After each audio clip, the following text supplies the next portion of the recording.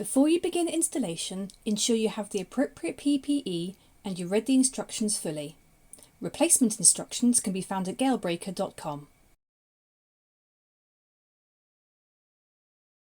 Check the contents of your screen against the parts listed on page 3 of your instruction manual. Do not let the screen material come into contact with any sharp object or edges. Using the yellow template, drill M8 holes for the 2 top brackets. The maximum recommended overlap for post fixing is 150mm on the drive end and 100mm on the free end. For lintel fixing, it's 175mm. It's essential that the top brackets are level and upright. Bolt the drive bracket onto the building with the M8 fixing supplied. Then slide the drive collar onto the chain wheel gear. The orientation of the drive bracket is specified when you ordered your door. If you need to cut your door, measure the distance between the centre of the drilled holes and cut the top tube 15mm shorter than this distance. Cut the screen material 50mm shorter than this distance. Push the flute guide insert over the end of the flute in the tube to protect the fabric sheet as it's being fitted. Slide the screen material onto the flute of the top tube. When the fabric is inserted, remove the flute guide insert from the end of the flute and fully roll up. Tie up the roller assembly. Ropes are not supplied. Slide the spring assembly onto the top tube.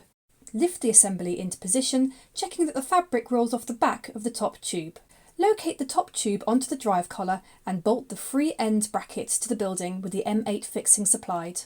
If optional cowling has been supplied, now is the time to fit the free end brackets, labelled as CB1 in the diagram. Equally cut the 2 guide rails to fill the gap between the underside of the top brackets and the ground, allowing 4cm for the guide. The guide rails should be cut to the same length with the cut side at the top. Make sure that the uncut end with the slot and holes is at the bottom, ready to accept the locking catches. Fit the pair of guides into the top of the guide rails and secure with the M6x12 bolt and nut into the front face.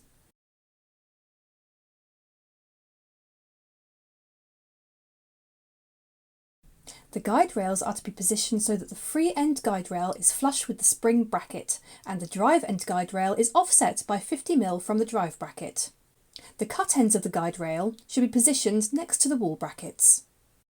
Fit the guide rails to the building with the M8 fixings using the pre-punched holes at 100cm centres.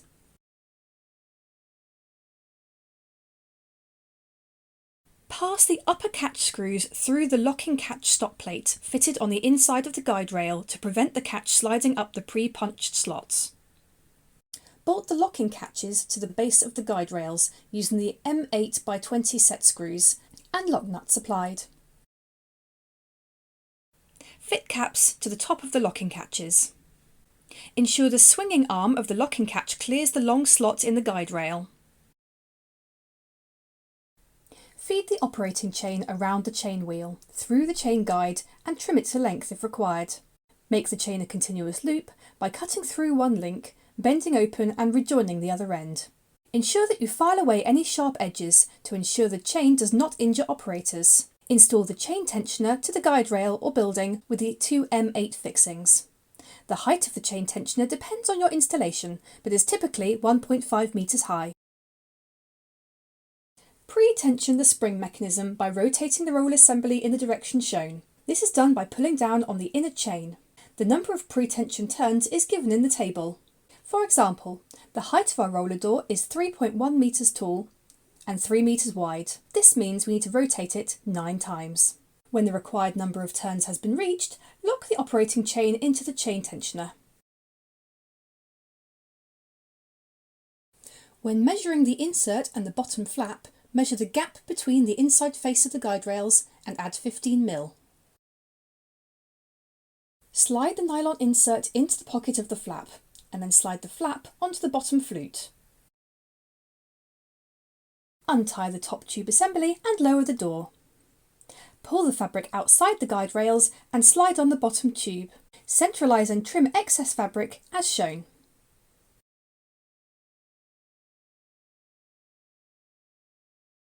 Push the inserts into the tube and fix using the 4x19mm self-drilling screws supplied.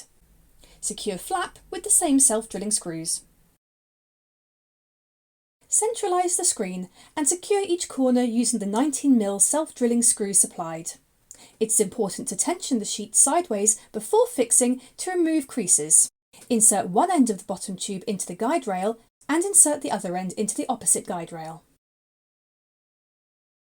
Adjust the operating chain so that when the door is lowered, the joining link is situated below the chain tensioner.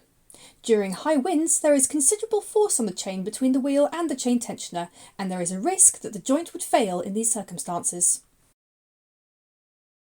Attach the lock and catch instruction labels to the front of the guide rails at a convenient height. Attach the company detail label centrally on the front of the bottom tube. If the lock and catch is active, disable it by pushing on the disengagement lever. Pull the operating chain to open and close your door and insert the outer chain into the chain tensioner to hold the door at any level. There's a broad range of spare parts available which can be found on our website or ordered through your local dealer. Thank you for choosing Galebreaker Agri. We're pleased to offer you a 10-year guarantee, full details of which can be found on our website.